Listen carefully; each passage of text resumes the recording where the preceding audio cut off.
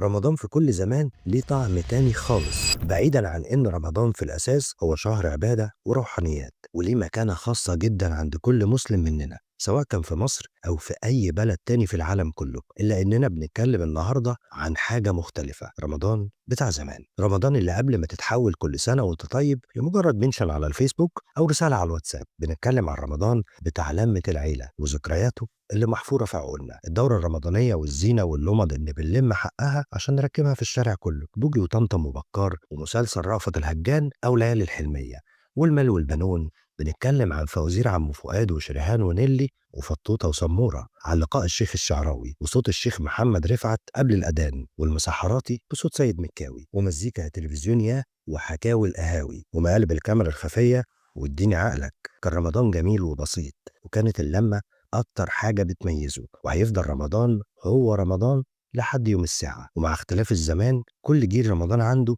هيكون ليه طعم ومعنى تاني وذكرياته الخاصة من وجهة نظره. عشان كده